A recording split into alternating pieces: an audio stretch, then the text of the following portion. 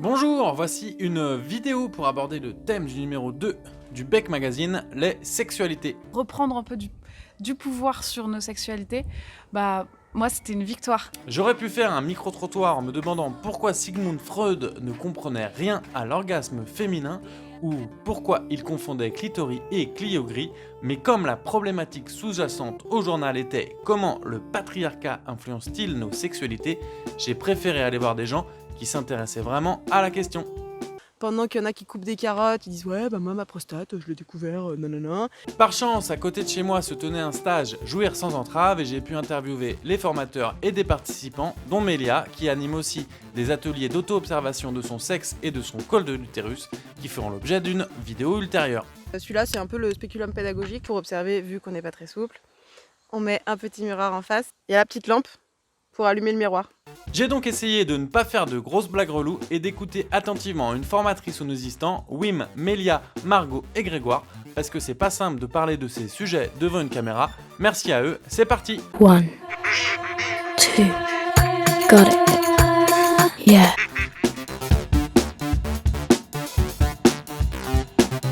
Parce qu'il nous a semblé évident que la question de la sexualité était indispensable à être abordée et de manière urgente. Je sais pas, voir collectivement où on en était en fait. À quels endroits est-ce qu'on se sent entravé dans nos sexualités ? Parler des problèmes intimes.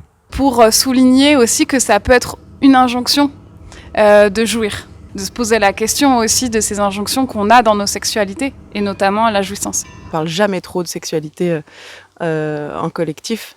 Surtout quand on le relie aux politiques. Notre programme, il était basé sur différents outils issus de l'éducation populaire ou de la sociologie clinique, aussi en mettant en avant des pratiques dans le corps ou des pratiques créatives. Le patriarcat impose à nos sexualités, je pense, vraiment un cadre dont parfois on n'a même pas conscience en fait. Des enjeux de pouvoir, de domination, d'un cercle de personnes privilégiées sur un autre. Que ça soit la publicité, les magazines ou les films de cul, on a une image bien concrète et un dictat super fort de ce qu'on doit faire et ce qu'on doit être en fait. Pour moi, il y a des choses qui sont pas liées directement à un système politique, comme les règles ou les règles douloureuses, l'éjaculation précoce. Pour moi, il y a des choses qui sont vraiment liées au capitalisme, qui sont l'écueil de la propriété de l'autre dans des relations plus, on va dire, de couple. Mes sexualités, elles ont été complètement socialement définies et que ça a été un long combat et que ça l'est toujours de pouvoir me sentir pleinement libre d'être qui j'ai envie d'être et de pouvoir avoir les pratiques que j'ai envie d'avoir avec les personnes qui ont envie de les partager avec moi. Avoir une figure de mec stylé si tu couches avec beaucoup de femmes, ou ce qu'on peut retrouver sur Tinder. Le symbole de la virilité qui va être le pouvoir, plus que le symbole du père dans le patriarcat. Donc c'est vraiment les attributs de la virilité qui vont définir la hiérarchie sociale. Pour une femme, c'est pas possible de pas pouvoir prendre du plaisir avec autre chose qu'une pénétration d'un pénis.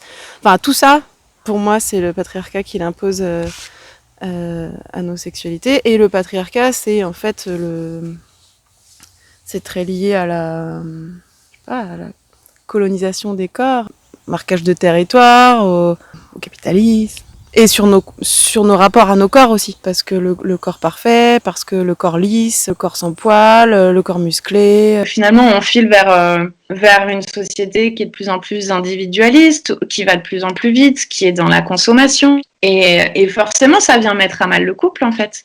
Comment est-ce que cette personne, elle peut être ton amant, ton meilleur ami, et en même temps qui te laisse la liberté. Enfin, en fait, on veut tout à la fois dans une seule et même personne. Ça me paraît compliqué et ça met une pression folle. En sexualité, on suit un script qui s'appelle le script psychosexuel. Si vous êtes hétéro, ça veut dire que vous allez vous embrasser, vous caresser, éventuellement avoir du sexe orogénital, pénétration, éjaculation, extinction des feux. Et après, on suit ce script parce qu'on trouve une forme de plaisir. Donc c'est sûr que parfois, certaines personnes doivent se dire pourquoi en sortir ? Ça me convient très bien comme ça. Et c'est OK. Mais se laisser le temps d'en sortir, c'est important, je pense. Et on pourrait se dire que plutôt que de faire le même script sexuel avec 1000 partenaires, on pourrait faire 1000 choses différentes avec un partenaire qui aurait mérité notre confiance. Alors, on a évoqué effectivement un peu la pénétration comme passage obligé dans la sexualité hétéro, ou des fois comment on pouvait sortir de ça. Et après, on a aussi beaucoup parlé de communication avant, pendant et après, et c'est le côté de parler pendant, en fait, ou de demander si nos envies concordent avec celles des autres.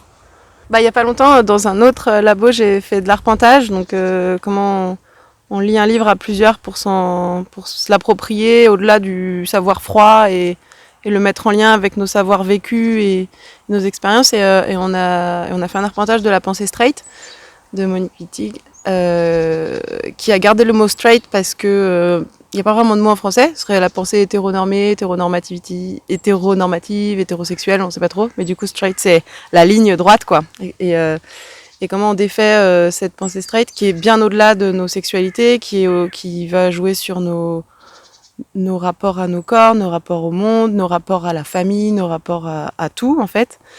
Et commencer par ça, il y a plein de pistes, hein, mais forcément, on va toucher des sujets de l'ordre du lesbianisme politique, ou déjà de s'emparer des sexualités comme des sujets politiques, et de nos corps comme de sujets politiques aussi. Quand on parle du corps et de l'anatomie, on se divise entre femmes clitoridiennes, vaginales, utérines, entre asexuelles, demi-romantiques, orgasme prostatique, mon Dieu. Tout ça est quand même attaché à un seul corps. Et si on en parlait différemment, si on arrêtait de se découper en morceaux comme ce pauvre porc, alors on pourrait faire l'amour à des êtres humains plutôt qu'à des orifices, plutôt qu'à des terminaisons nerveuses ou plutôt qu'à des sociotypes. Et ce serait pas mal. Je suis assignée à donner du plaisir aux hommes. C'est un peu mon rôle là-dedans.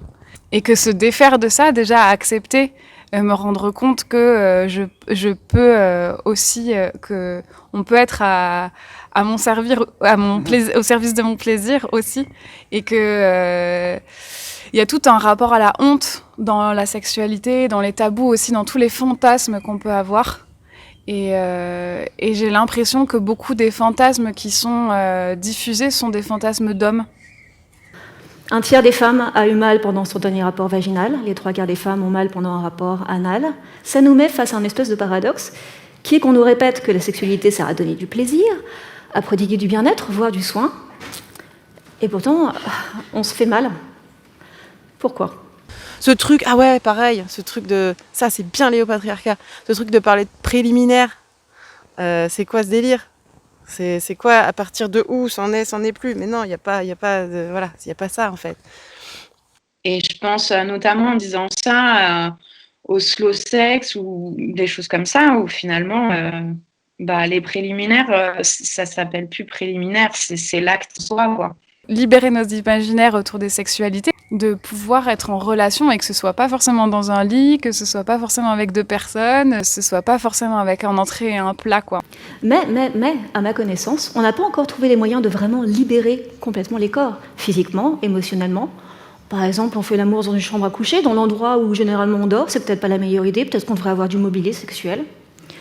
Au niveau du sadomasochisme, c'est pareil, c'est très intéressant, mais si on était moitié aussi créatif pour inventer des manières de s'effleurer, de se caresser, de se câliner, qu'on en a pour se mordre, se griffer, se taper dessus, on aurait peut-être résolu les problèmes de paix dans le monde. Après, c'est vraiment, il faut que ce soit les hommes ou les femmes, on bouge là-dessus, en fait, parce que le patriarcat, on a tendance à pointer du doigt les hommes, mais en fait, on a tous intégré ces normes-là, quoi. Et se caler sur la pénétration une fois que l'homme a joui, ça y est, c'est fini. Enfin, ça, c'est un truc, il va falloir vraiment le remettre en question, quoi. C'est pas possible. La pénétration, toujours plus de pénétration. D'accord, mais de quelle pénétration on parle ? On peut pénétrer avec autre chose que des pénis, avec des doigts, des objets, des bananes, des bougies. On peut pénétrer les pénis et prendre du plaisir comme ça. Les hommes peuvent s'auto-pénétrer. On peut faire autre chose avec un pénis que de la pénétration. Et même la manière dont on parle de la pénétration est problématique, parce qu'on l'associe à la domination. Et c'est exactement ce qui se passe quand on dit qu'il y a des partenaires actifs et des partenaires passifs. Sauf si la personne est inconsciente ou morte, il n'y a pas de partenaire passif. Là, on passe dans le politique parce qu'on vient tisser nos histoires individuelles ensemble. Et on se rend compte que oui, il y a des patterns, oui, il y a des entraves qui sont partagées par plusieurs personnes et qu'elles ne sont pas uniquement de nos faits et qu'elles sont liées à tout un paquet de choses. Soit dans les obligations de performance, d'être performant, de réussir, etc. Soit surtout dans le rapport de domination entre les hommes et les femmes, qui se retrouvent un peu systématiquement au lit et qu'il faut réinterroger. Sur cette question de jouir sans entrave, il semblerait qu'il y ait eu réellement des entraves qui se soient allégées au moins, voire complètement disparues aussi du simple fait de pouvoir échanger sur ces sujets et conscientiser aussi ces rapports sociaux qui déterminent nos sexualités. Une fois qu'on en a parlé, c'est pouvoir le crier, quoi. Justement, chercher nos entraves en termes d'histoire, de culture, d'éducation, de société, et comment ça nous permet de jouir de notre vie au sens large, en fait. Et j'ai pas demandé à mon mec de porter des jupes et de s'épiler, et moi, je porte pas... Enfin bon, bref, passons. Mais ça a pas tout révolutionné, mais en tout cas, ça permet de se questionner, et ça permet surtout de libérer la parole. Pour moi, c'est vraiment cette question de s'autoriser à être qui on est, de s'autoriser à explorer nos désirs, de s'autoriser à tous les fantasmes qu'on voudrait avoir. Il y a vraiment une question d'autorisation. On en est responsable, c'est sûr, et en même temps, on est complètement conditionné socialement par nos héritages et par les mécanismes sociaux qui agissent nos sociétés, notamment par les rapports de domination. C'est en grande partie, c'est ça la domination symbolique. C'est une domination qui marche dans la mesure où le dominé n'a pas pleinement conscience de subir la domination. Et de ce fait, est complice en partie de la domination qu'il subit. La sexualité, elle peut avoir une part très importante dans nos vies. Et du coup, lui laisser cette place-là et se laisser de la place, du temps, des espaces pour la vivre. Moi, j'entrevois vraiment derrière ces thématiques un changement qui est radical et qui est en cours dans notre société. Un petit mot pour conclure Parce que c'est toujours les garçons qui concluent. 1, 2, got it. Yeah.